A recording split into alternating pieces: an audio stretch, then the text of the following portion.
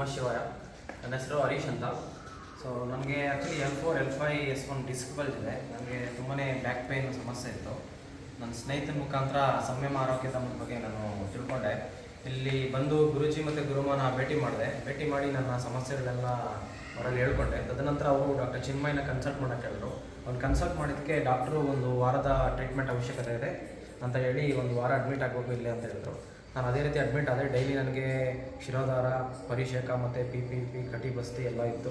ಅದರ ಜೊತೆಗೆ ಯೋಗ ಮತ್ತು ಮೆಡಿಟೇಷನ್ನು, ತದನಂತರ ಫಿಸಿಯೋಥೆರಪಿ ಎಲ್ಲನೂ ಹೇಳ್ಕೊಟ್ರು. ಅದೆಲ್ಲನೂ ಅನುಕೂಲ ಆಗಿದೆ. ಈಗ ಎಷ್ಟೋ ನನ್ನ ಬೆನ್ನೋವು ಕಡಿಮೆ ಆಗಿದೆ. 1 ವಾರದಲ್ಲೇ ಆಲ್ಮೋಸ್ಟ್ ಒಂದು 70% ಕಡಿಮೆ ಆಗಿದೆ.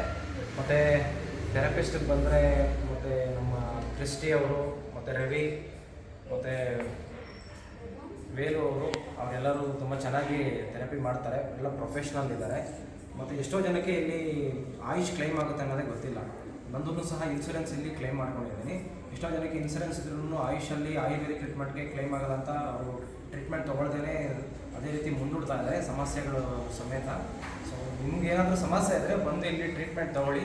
ಖಂಡಿತವಾಗ್ಲೂ ನಿಮ್ಮ ಸಮಸ್ಯೆನ ಪರಿಹರಿಸ್ಕೊಳ್ಳಿ. ಸೊ ಇಲ್ಲಿ 100% ಇನ್ಸೂರೆನ್ಸ್ ಕವರೇಜ್ ಆಗುತ್ತೆ. ಆ ಸದುಪಯೋಗ ಪಡಿಸ್ಕೊಂಡು ಅದನ್ನು ನಿಮ್ಮ ಟ್ರೀಟ್ಮೆಂಟ್ ಎಲ್ಲ ಪಡ್ಕೊಂಡು ನಿಮ್ಮ ಸಮಸ್ಯೆಯನ್ನು ಪರಿಹರಿಸ್ಕೊಳ್ಳಿ ಅಂತ ನಾನು ಹೇಳೋಕ್ಕೆ ಇಷ್ಟಪಡ್ತೀನಿ. ಮತ್ತು ಸಂಯಮ ಆರೋಗ್ಯಧಾಮನ ನಾನು ಹೈಲಿ ರೆಕಮೆಂಡ್ ಮಾಡ್ತೀನಿ. ಇಲ್ಲಿ ಬಂದರೆ ನಿಮ್ಮ ಆರೋಗ್ಯ ಸಮಸ್ಯೆ ಎಲ್ಲ ಪರಿಹರಿಸ್ಕೊಳ್ಬೋದು. Thank you.